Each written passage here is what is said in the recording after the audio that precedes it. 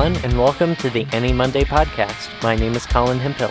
And I'm Kayla Hemphill. On our show, we roll the virtual dice each week and must watch a randomly selected anime title. Hey everyone, thanks for joining us. Hello, hello.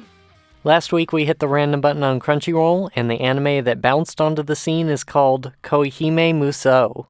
Koihime Muso started as a 14th century Chinese historical novel called Romance of the Three Kingdoms. And how far we've come. That sentence will not make any sense for the duration of this podcast. Oh, man. This novel romanticized and dramatized the portrayal of the lives of feudal lords and their retainers. This comparison is, as you might expect, incredibly loose, though. So at no point for the rest of this episode will we mention that particular novel. The first property in the actual series was an adult visual novel and strategy game, quote-unquote, that came out in 2007. And then many other following properties, such as a follow-up game in 2008, a 2D fighting game in 2011, a manga series in 2008, which is still ongoing, and finally, the anime series that we watched, which aired from 2008 to 2010 over the course of 3 seasons. And that leads us to Kayla. Would you like to give us a synopsis of the quote-unquote plot? Sure. Kanu is on a mission to find the bandits who murdered her family in order to avenge their deaths. On her quest, she meets many other female warriors attempting to find resolutions to the losses in their lives. Her path is lined with friendships, rivals, and ultimately, blood. Whoa, that sounds real cool. Can we watch that show?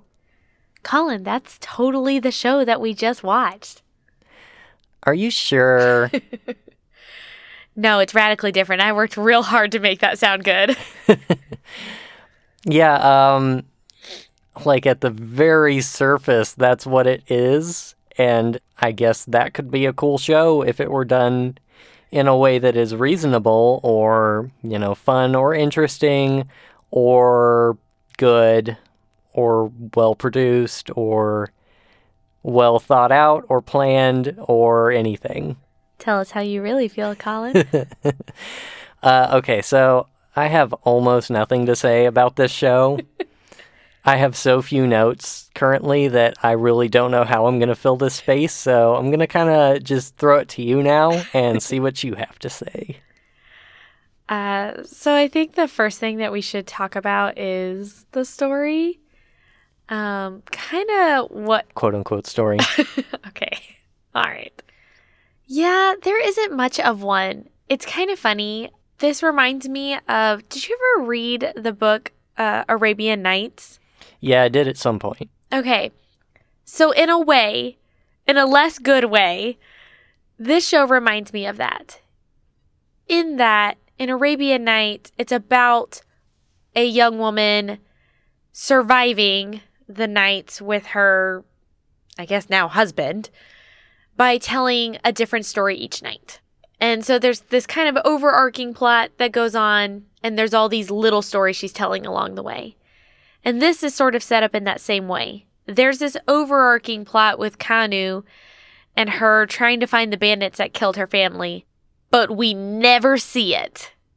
It's almost not addressed at all, except in the very beginning to just give us the context of why she's out there killing bandits. So we get all these other women's stories about why they're also killing bandits or how they became the warriors that they are.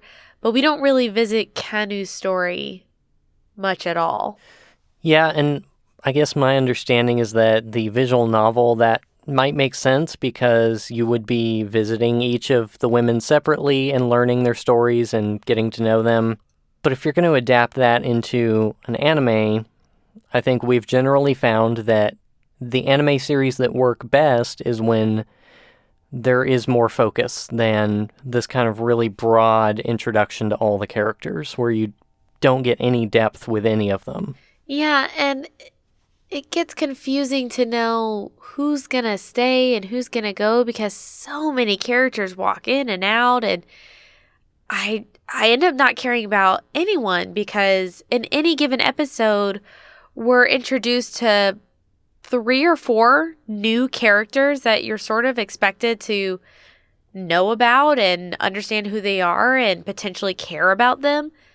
And then they walk out by maybe 2 episodes later, maybe that same episode. Yeah, within the first episode, we basically only meet 2 characters and then a few, like, non-essentials.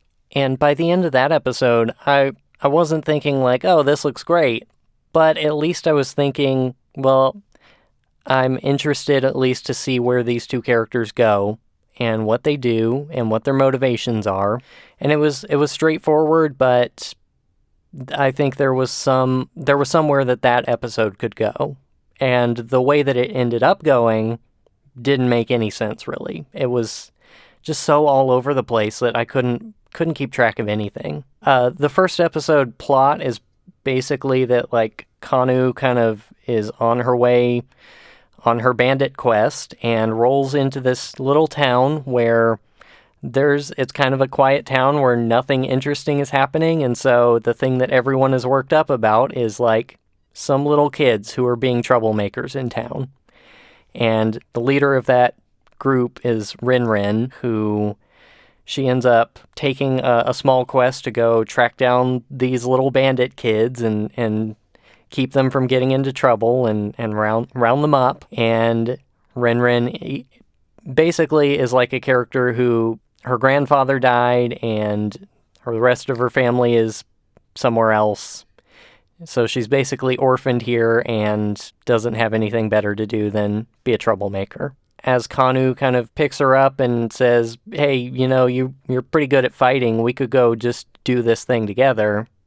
And they leave, and then it all goes downhill really fast. Yeah, it sort of makes it seem like the show is focused on these women and how they're really good fighters and how they have these quests to avenge their families. That is not what this show is about. It was sort of about that in the first episode. And after that, I don't even have words.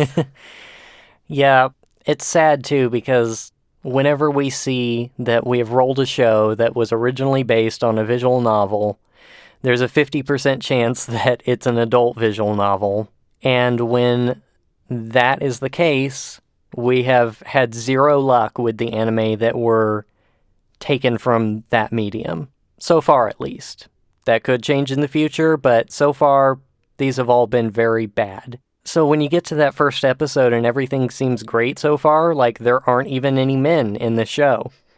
And you think, how could they screw it up if there's no guy to, dote on the women? Well, they do. Anyway. What? Nothing.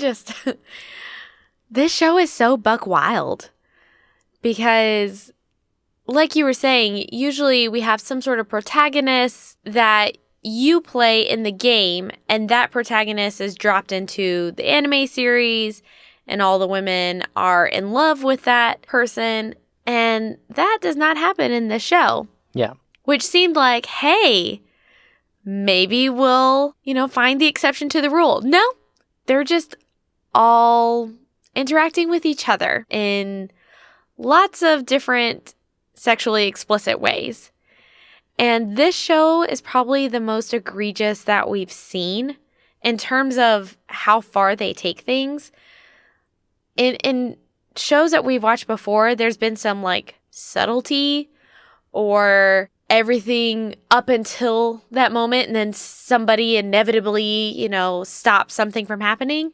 This show takes it much further than other shows that we've seen before. Yeah, and in no small part because Rin is a child, too, and is involved in several of these scenes.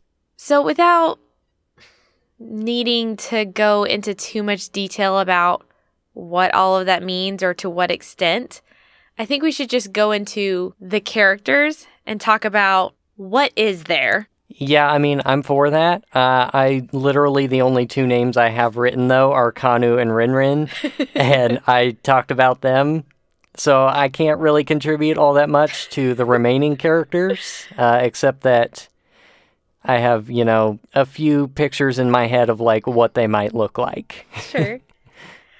So I think one thing to point out with Kanu, the main character, is that she has this reputation that has followed her around from town to town that she goes to, that there's this beautiful young woman who is killing bandits, who has this beautiful long black hair, and people are able to recognize her pretty quickly, but every single person comments about the fact that she is not beautiful. Right. And that joke got real old real fast. Yeah, for several reasons. One, I think that we talked about is, how did she get a reputation as being this black-haired beauty if everyone thinks she's ugly? And second, because if she's supposed to be ugly, like, what is the standard in this show? Because she looks like everyone else. Yeah, it's strange. It might be that they kind of address things later on of like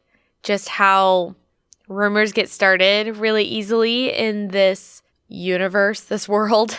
And so maybe that's how it does seem strange that everywhere she goes, people are able to look at her and say, oh, you must be that black-haired beauty that's killing all these bandits. But I almost didn't think it was you because you're not that pretty. And it's just like this weird ongoing joke that it keeps playing. And it's the only thing they have to say about her, honestly. And it's funny, I had mentioned while we were watching some of the episodes that everyone in this show is famous. They constantly refer to the fact that, oh, that person, oh, well, she's famous for this, or she's famous for being this great spear fighter, and so on. And it's like, is everyone famous in this world? Because that doesn't seem like it would work.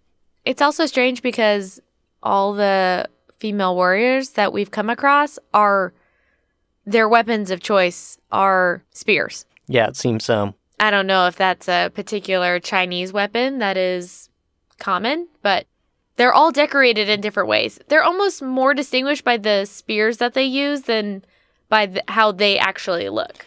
Yeah, I mean, to say that this show has any basis in, like, actual Chinese history would be a big stretch. Yeah, I don't know if there's significance to the spears, but that's what ended up happening, at least. And it's strange because all of these girls are proficient in their weaponry, and they're all supposed to be the best, and they'll frequently go toe-to-toe with each other, and almost every single time somebody outside of the girls fighting calls a draw. Yeah, I don't think we've ever seen the end of a fight. The very first fight, I think, was between Kanu and Rinrin, and they fought well into the night, and then we're like, oh, we're both great. We should partner up. It's like, okay. Yeah, and that keeps happening. Like, it's this weird dynamic, which I guess is to say, like, they didn't want to keep having to create stronger and stronger characters and to give a reason why, the main character is able to beat the stronger and stronger character, which is something we see a lot in anime, especially I can think of shows like Dragon Ball Z, where it's like Goku is a really strong fighter, and then he goes against like this ultimate fighter, and yet Goku can pull through, and then there's a new ultimate fighter, and somehow Goku gets even stronger, and that like keeps happening over and over in the series. And maybe this series was trying to avoid that, but it ends up being very anticlimactic when every fight, unless it's against like a man or a bandit or somebody, ends in a draw. Even that, though, like, we've hardly seen any bandits dying. No, one episode. Even though that's supposed to be her whole thing, is she fights bandits. Yeah, and that's the part that seems weird, is that that's her whole mission. And yet, we don't ever see her talk about it.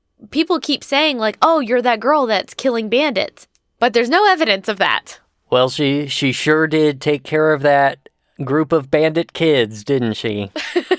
She did. Yeah, she did a great job on that quest. She only fell in one of their traps. Yeah. Terrible. I think this is a little bit off topic, but it's also worth noting that something that happens in this show is that each character has multiple names. Our main character, Kanu, her true name is Aisha, and Rinrin's true name is Chohi, and they really loosely throw these names around, which makes the overwhelming cast of characters even more difficult to follow because they have nicknames for the names that they typically use, and they have true names that they also use sometimes. It makes me think of like having a stage name and then having like your birth name. Yeah. But when you have so many characters, it's already confusing. Yeah, it definitely is. And especially when several of your characters look the same. Yeah, there's too many going on. I think when I was looking up some information that at least in the game, there's somewhere close to like 135 characters. So to add a secondary name to remember all of that the thought is just completely overwhelming. Yeah, it is for sure. Do you want to talk about your crescent-haired girls? I mean, they're in there. That's what I have to say about them. They haven't done the laugh thing yet, but there is definitely some crescent hair going on. Yeah, there's 2 girls. One of them has very big, long crescent hair, and the other one has, I called her crescent hair in training because it's very short. Yeah, hers are like more some sort of twirly pasta than full-on crescent rolls, but maybe one day. All right, well, I think maybe we should take a break. That sounds like a plan.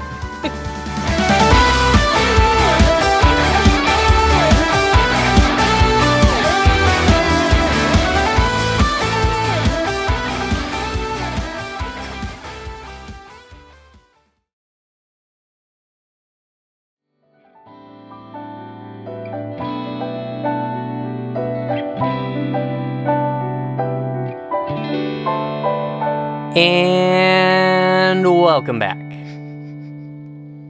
That was a lot.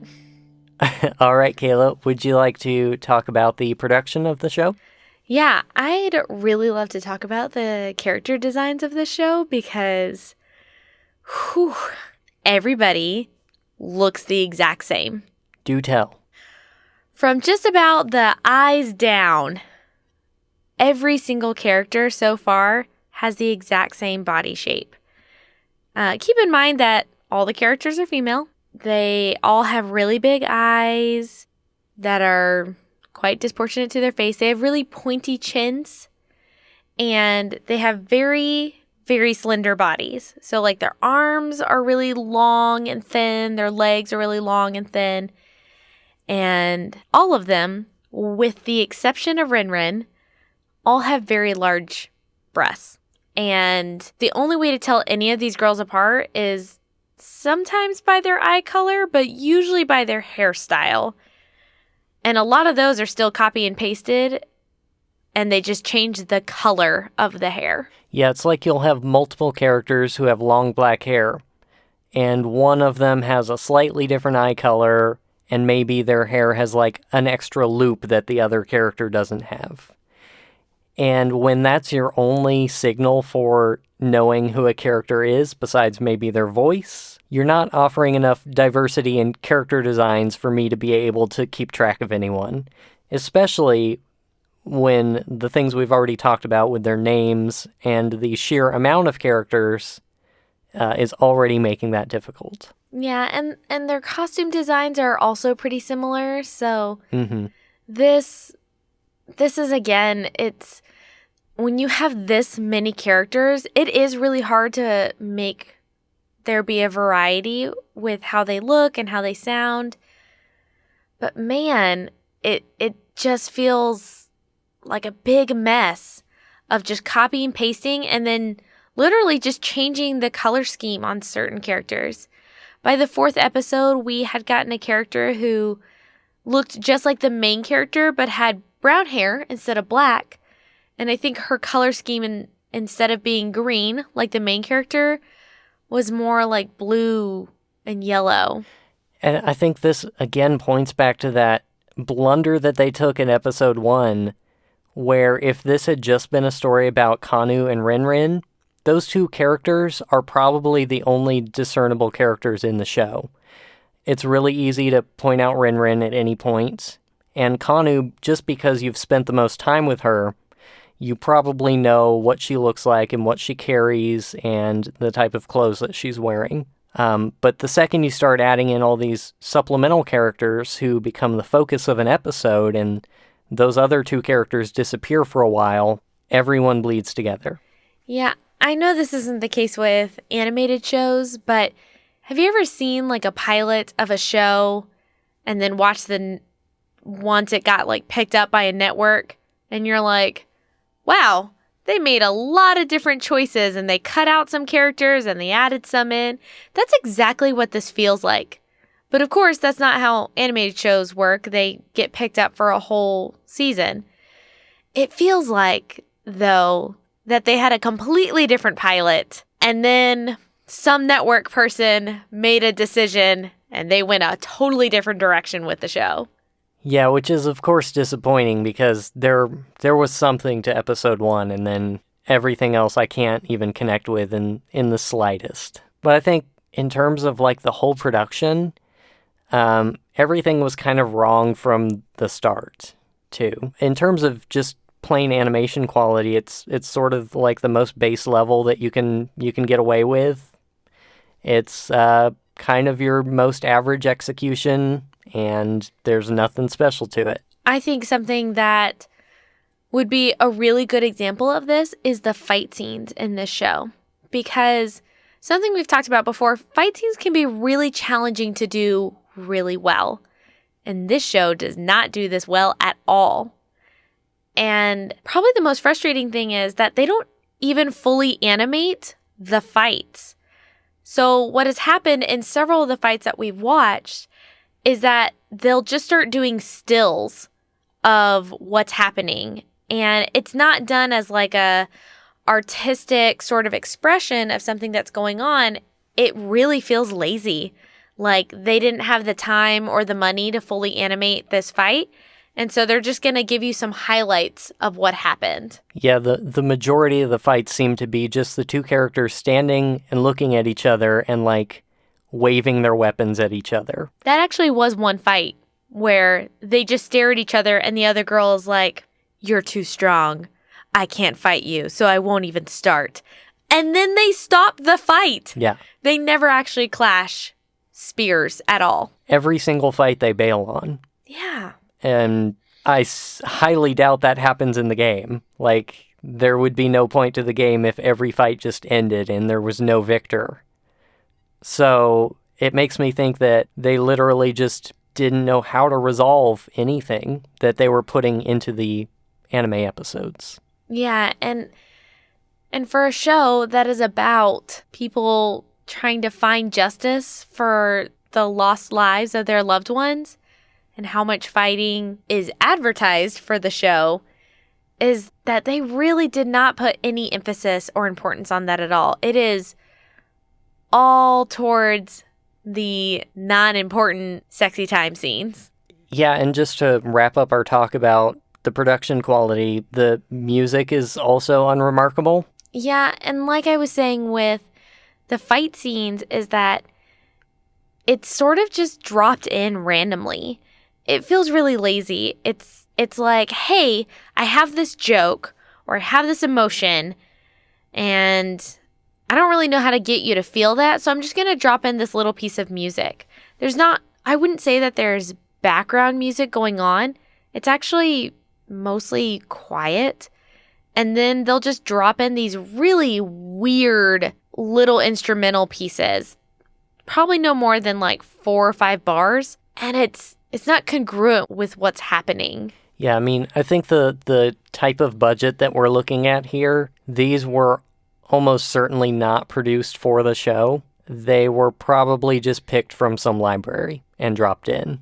That is exactly what it sounds like. Yeah, it's unfortunate when that happens. Like, it's one thing for an independent producer to take music from somewhere else because they don't have the time or the budget, or They don't know the right people to be able to produce music specifically for a project. But even in those cases, like, people put a lot of effort into making sure that they pick the right songs that fit, and then they edit very well to make sure that they go with the type of emotion that they're trying to convey. And there's no finesse to the selections that they've made or where they're placed. Yeah, it's kind of funny. Usually we talk about how in certain shows we won't even notice the music. And in this show, I actually noticed it quite a bit, but for all of the wrong reasons. Is because something would be dropped in there and you were just like, what were they doing? What is happening?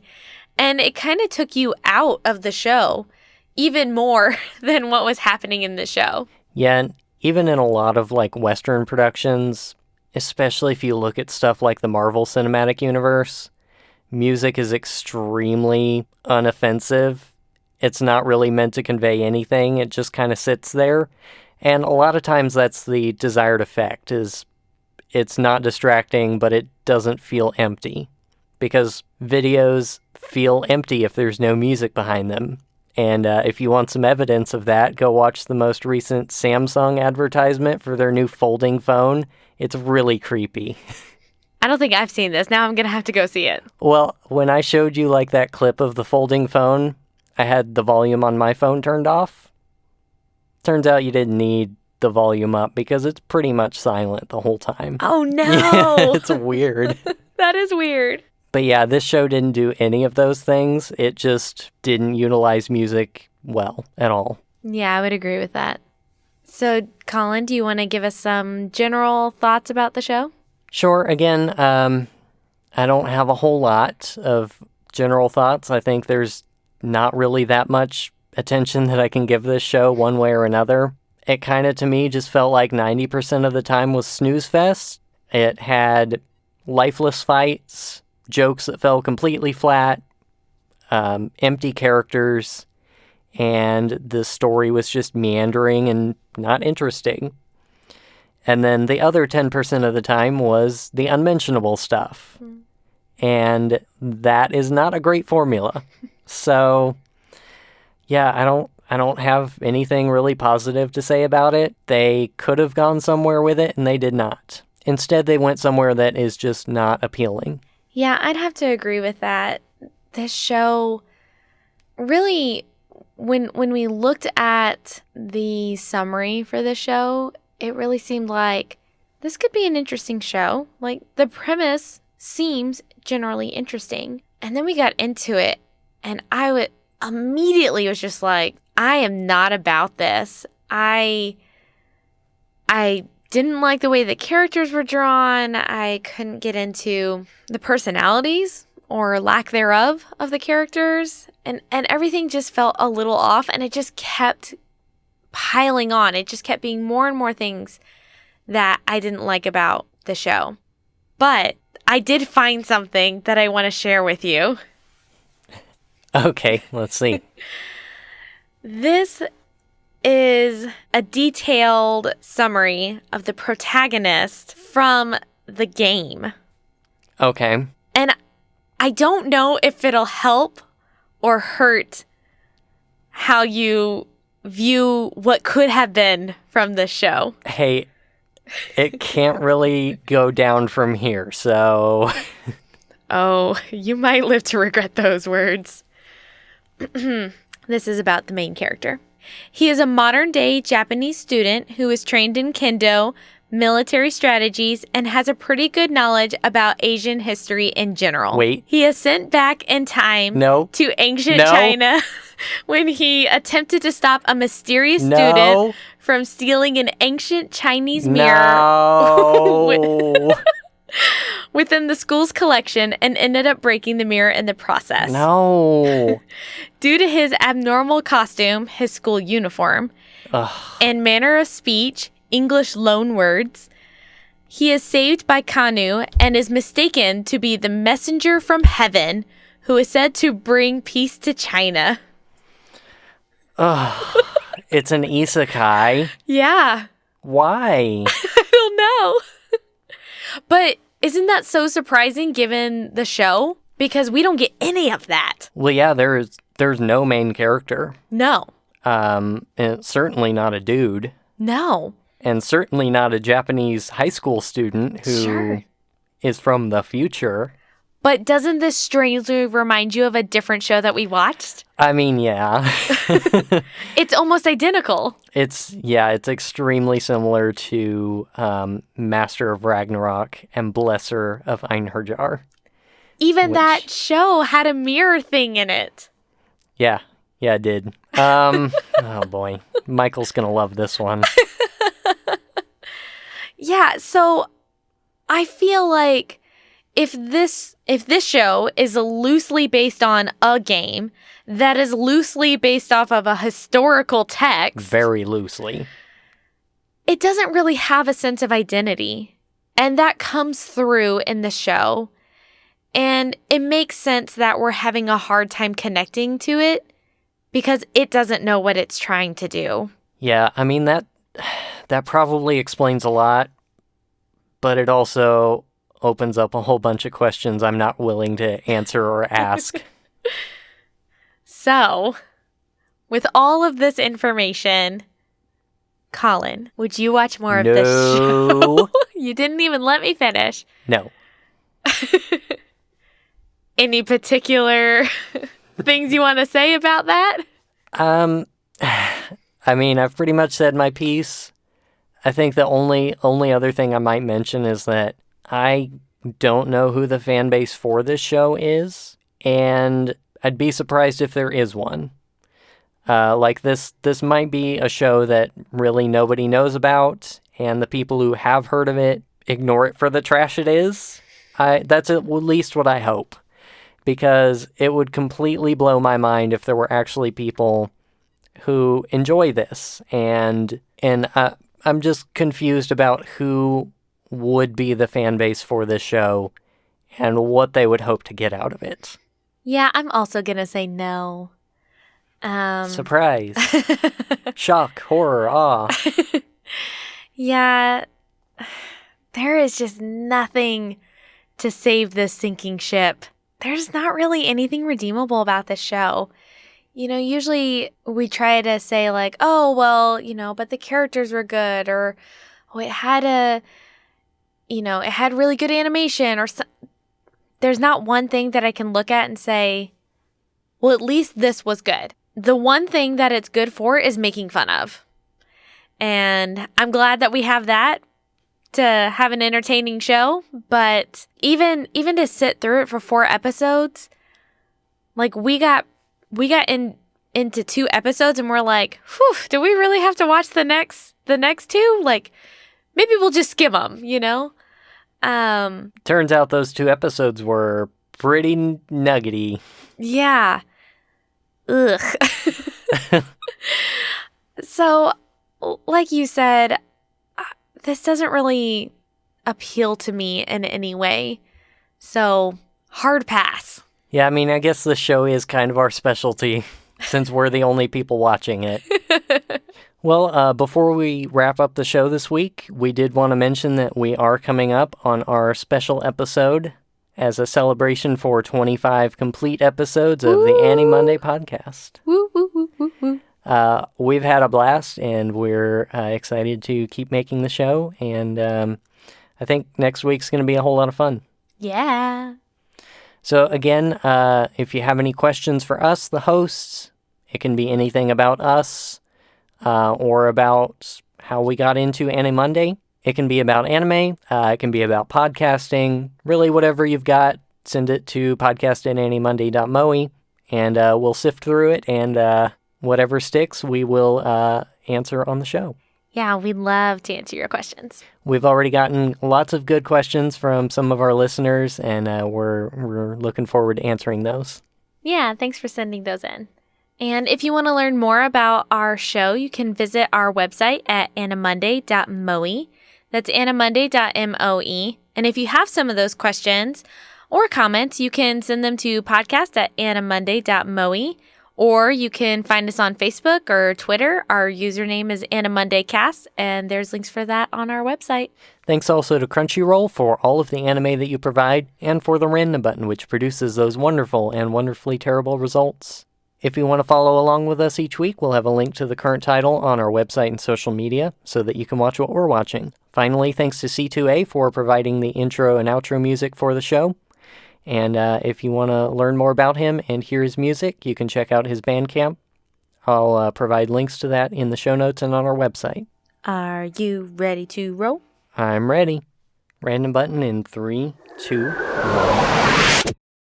All right, the anime for this week is Planet With. What?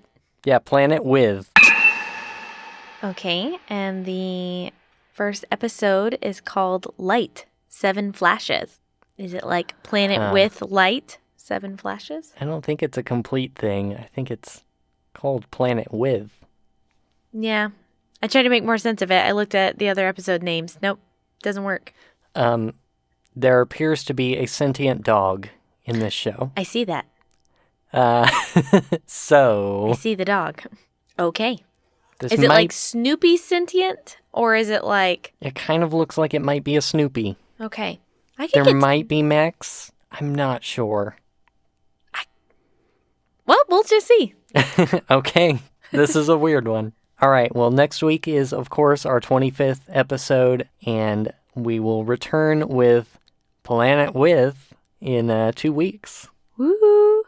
We'll see you next week. All right. Bye, everyone. Bye.